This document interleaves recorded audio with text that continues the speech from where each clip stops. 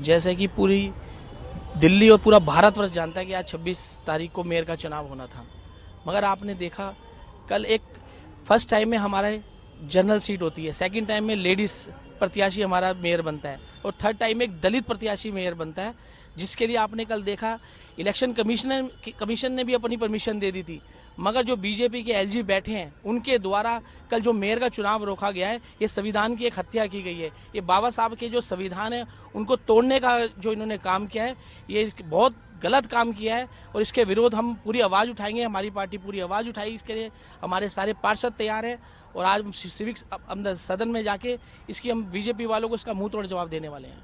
आपको आम आदमी पार्टी ने कैंडिडेट की पार्टी आपने बात करी कि दलित को मेयर नहीं बनने देना चाहती है बीजेपी। अभी सदन है, हालांकि चुनाव नहीं होना है, तो सदन में भी क्या आप लोग कुछ दर्शन? देखो, बीजेपी साफ साफ ये दर्शाता है, उनकी मंशा यही दर्शाती है, बीजेपी दलित विरोधी पार्टी है। चंडीगढ़ चुनाव में भी देखा एक दलित प्रत्याशी हमारा मेयर बनना था, मगर उनमें भी प्रिजाइडिंग ऑफिसर ने किस तरह से धांधलेबाजी करी ये पूरा देश जानता है। और यही वो नीति यहाँ दिल्ली में भी अपनाने की कोशिश कर रहे हैं कि दिल्ली में कोई दलित समाज का कोई मेयर ना बने, इसलिए वो इस तरह के अड़कन ला रहे हैं और ये चुनाव को रोकने की पूरी इनकी साजिश है।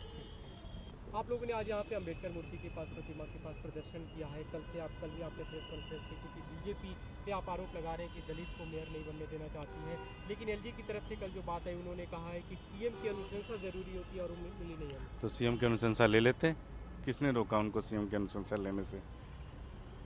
भाई सीएम किसी मिनिस्टर को अपॉइंट कर सकते थे, मिनिस्टर अनुशंसा दे देता, लेकिन आपकी नीयत पहले से ही खराब थी।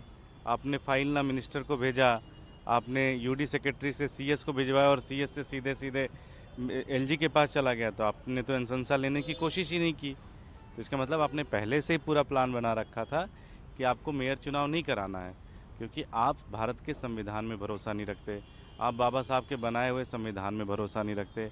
आप दिल्ली के अंदर ये नहीं चाहते कि जो एक टर्म पूरी तरह से मेयर प्रत्याशी के लिए रिजर्व होता है, दिल्ली का मेयर दलित प्रत्याशी के लिए रिजर्व होता है, वो आप उसे देना नहीं चाहते। तो इस तरीके से आप पूरी तरह से एक्सपोज हो गए हैं, आपका दलित विरोधी और संविधान विरोधी चेहरा पूरी तरह से बाहर आ गया। क्या आम आदमी पार्टी को मामले को लेकर? आम आदमी पार्टी कोर्ट का भी रुख कर सकती है, आम आदमी पार्टी इसको ज़मीन पे भी बनाएगी, इसको बहुत बड़ा मुद्दा बनाएगी, क्योंकि लोगों के अंदर बहुत ज़्यादा गुस्सा है इस बात को लेकर।